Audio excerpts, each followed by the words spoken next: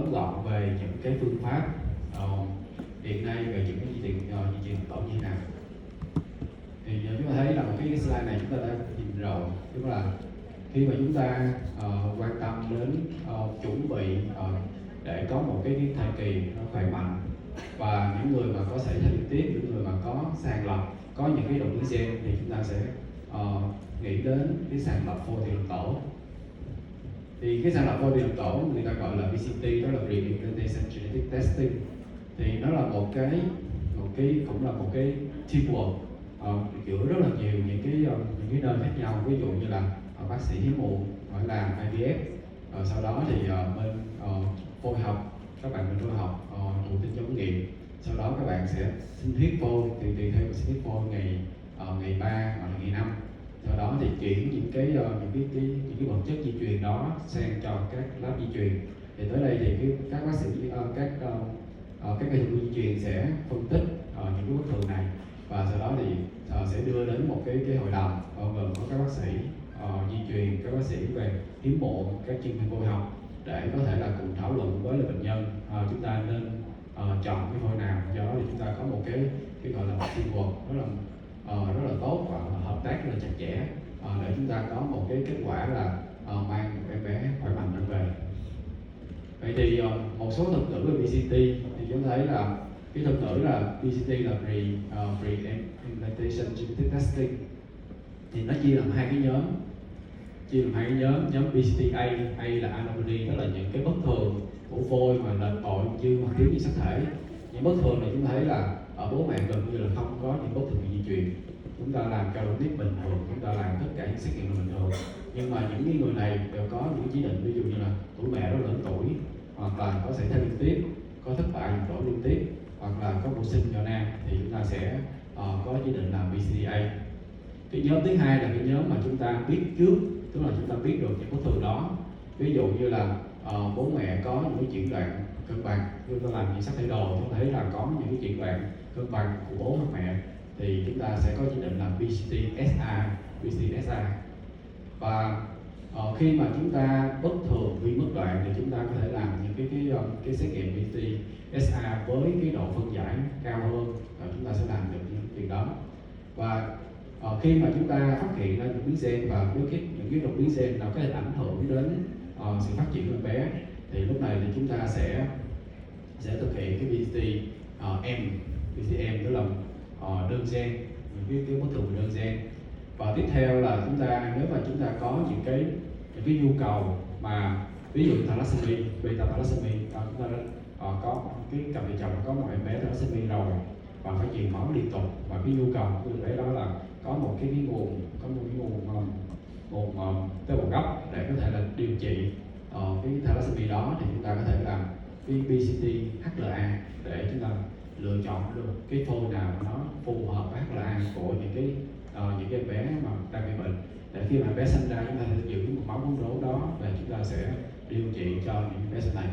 Và sau này có một khái niệm đó là BCTP, đó là polygenic, đó là những cái bệnh đa gen, ví dụ tiểu đường, cao huyết áp, thì chúng ta sẽ làm thêm những cái BCTM, BTP. Vậy thì những kỹ thuật chẩn đoán chúng ta trong tay là cái gì ạ? Thì chúng ta thấy là hai cái nhóm BCTA và BCSA gần như là chúng ta sẽ có rất nhiều kỹ thuật, ví dụ BCA có Fish, Bob, Microarray hoặc là NGS. Thì bên SA cũng vậy, cũng sử dụng NGS. Do đó thì chúng ta phân loại ra hai cái nhóm biết trước và nhóm không biết trước là về bệnh học thôi, nhưng mà về kỹ thuật thì NGS có thể đáp ứng được BCA và BCSA. Thì những cái BCSA là những bất thường cấu trúc mà trên 10 mê, và chúng ta có thể phát hiện được những bất thường đó.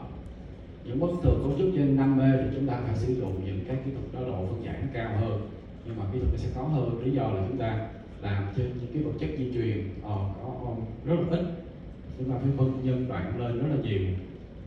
Và bên cạnh đó thì BCDM thì những bất thường đơn gen thì người ta sẽ làm một những kỹ thuật trực tiếp, tức là làm xét nghiệm trên cái đột biến mình đang muốn lựa chọn, mình muốn tìm, cộng với lại SCA, tức là những cái hồi nãy mà không có đề cập tới, đó là những cái short repeat, là những cái đoạn xung quanh những cái đoạn đó, những cái đột biến đó để chúng ta chẩn đoán xem có allen gấp A hay không. Tức là trong cái việc mà quá trình di chuyển, quá trình mà nhân bản nó lên thì cái vùng gen mà mình đang muốn tìm nó dần mất, ví dụ nó dần lên cái thành, nó dần lên những cái nắp chẳng hạn, thì lúc đó thì với cái kỹ thuật SDI này nó thể giúp cho chúng ta là biết được cái kết quả của chúng ta có đáng tin cậy hay không, cái đoạn gen nó có bị mất hay không. Bên cạnh đó thì có một cái loại xét nghiệm là SNP, người ta gọi là color mapping, tức là một cái bộ xét nghiệm có thể là làm rất là nhiều cái gen bên trong đó. Thì với những kỹ thuật khác như lựa chọn HLA thì họ sẽ có những kỹ thuật để làm những cái thuật về đa gen. Thì tiếp theo thì xin mời cô Cathy có thể là có những cái comment về những cái điều lưu ý khi mà chúng ta tư vấn những trường hợp BCT, và đặc biệt là trong những cái khó khăn hiện nay đó là những cái bất thường thể cảm.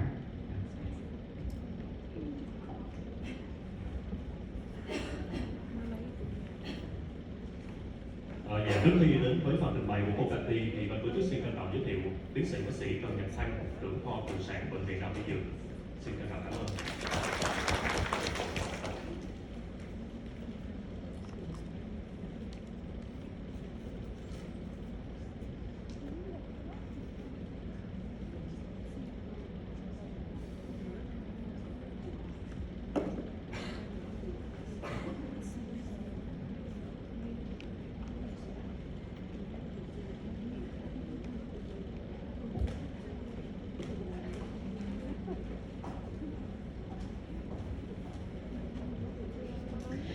So, in the company prior to the one I'm working for now, we were offering PGT-M first, so for monogenic disorders for the longest time. So that, in fact, we've been offering for perhaps 20 years, and we found that there were actually lots of difficulties. You would think this was easy counselling, but the first thing that we really had to encounter and acknowledge was this was a couple who had been trying to fall pregnant. They thought, like all of their friends, they would be able to have a pregnancy with no trouble. They then find out that they have fertility difficulties, and then on top of that, they find that their babies have a higher chance of having a really serious condition, and that they are the carriers. And often again, there's a lot of guilt that goes with that, and we found that that was the first thing we had to talk through to try to let them know that it wasn't their fault. It's something that happens to many people, but generally they hadn't heard of it before. They didn't feel sick, and they don't look like there's anything different about them. So we really had to deal first with mum and dad and find out how they're going. The next thing we found quite difficult was we would say, we can offer you a test, and they said, great, let's just get on with it.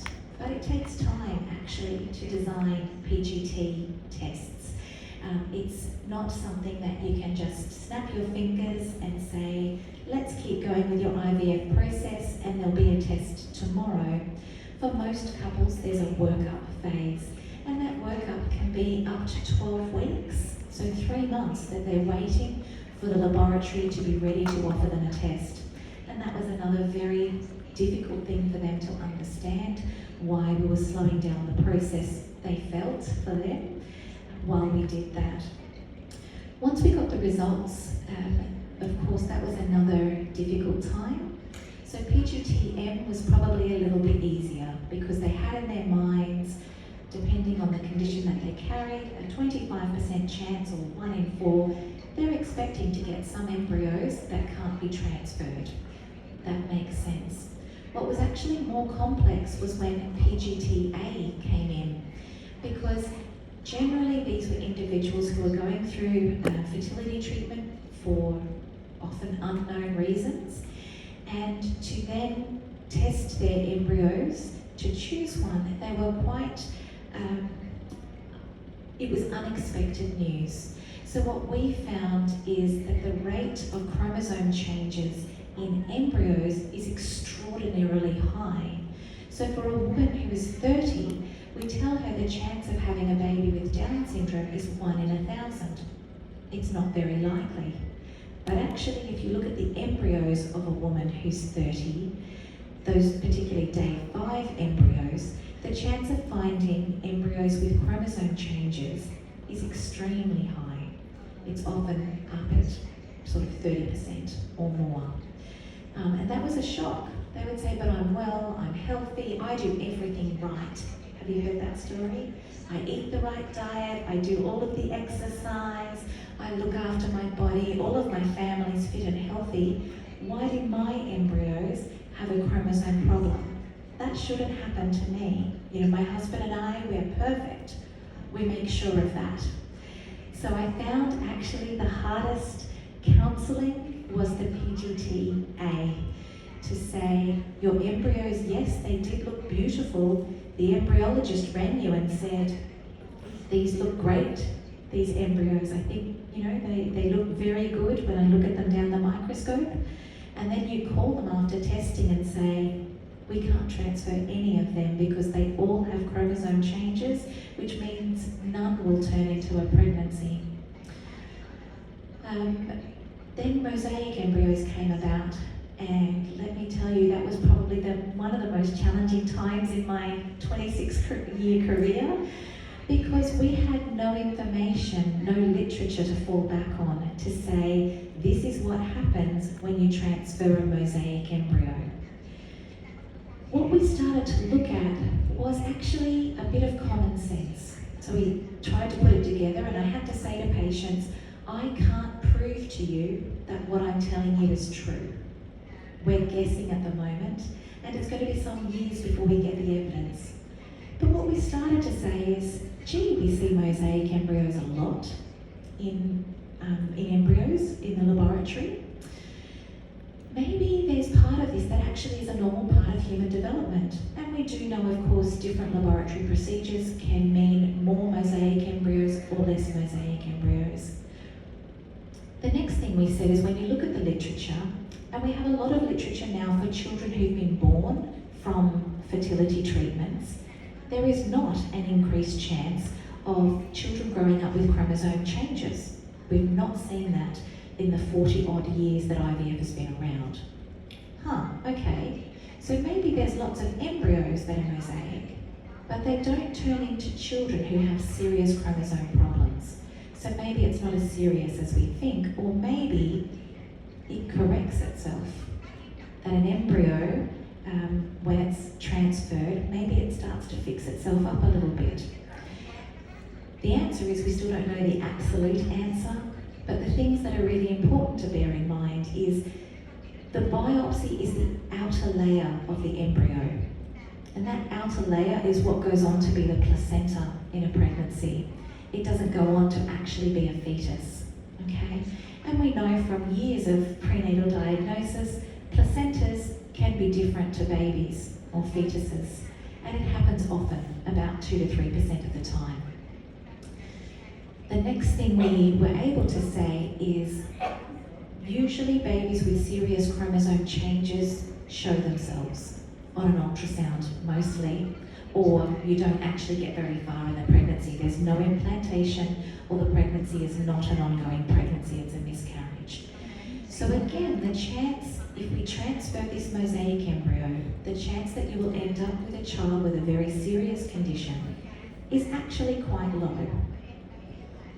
Then what we tried to come up with was guidelines. So we had no guidelines at that stage, we had no literature. And we were still transferring embryos because you can't say to a couple going through IVF, just wait for 3 years, let's get some evidence, and then we'll let you transfer that embryo. The woman often doesn't have time, she's already getting too old. So we started to get the evidence. If there was a full chromosome change, like trisomy 21, like trisomy 18, we said flatly we will not transfer these embryos, because we know that those embryos could turn into an ongoing pregnancy with a seriously affected child. At first we were scared about the mosaic embryos that just had a piece of chromosome missing, and Dr. Thom raised this, those copy number variants, or just a piece. We know that is possible to survive a pregnancy, but with very serious issues. but actually what we've learnt is those ones are not the scary ones, that they are actually fine. If you have an ongoing pregnancy, they will usually result in a live-born, healthy baby, and they have a very good chance of doing so. In fact, the same chance of an embryo that has no chromosome changes resulting in a healthy pregnancy. So we came up with some guidelines internally, and by then started writing some guidelines with the prenatal PGDIS, so Pre-Implantation Genetics Diagnosis Society, International Society. And the decision was made that we don't want to throw out all of these embryos, because then people are left with no choices, and these embryos could turn into a really healthy pregnancy and be the family that they want. You just need to triage. So of course, the best one you're going to choose is the one that does not have any chromosome changes, and or it doesn't have the disease that you were looking for either. But actually you can transfer mosaic embryos, and what we started to say was, do you look for the ones that only have a little bit, 1 or 2 cells that seem to have that change? And we also looked at the chromosome change. Was it a piece, or was it a whole chromosome? Could it be an ongoing pregnancy? At the time, PGDIS decided that the options for when you have a pregnancy with an embryo that was transferred, that was mosaic, that you could do NIPT, non-invasive prenatal testing, but bear in mind, this looks at the placenta, which is what the biopsy was as well. So you might get an answer that says there's a low chance of this pregnancy having a chromosome change, but that was the placenta, so it still doesn't absolutely reassure you on the fetus. And parents could also have an amniocentesis to check fetal cells to reassure them that there was no mosaicism remaining. In my experience, most parents will not have an amniocentesis, even when the embryo we transferred had a very high chance of, had lots and lots of abnormal cells and only a few normal ones. Most don't want to put their precious pregnancy at risk, but the recommendations really are NIPT if they choose to, knowing that this will not give them an absolute answer. Amniocentesis will be the best option, and to check the chromosomes, obviously ultrasound monitoring, but we tended to find most of our patients just chose ultrasound and continued the pregnancy, or they may have put NIPT with that. Are there any questions or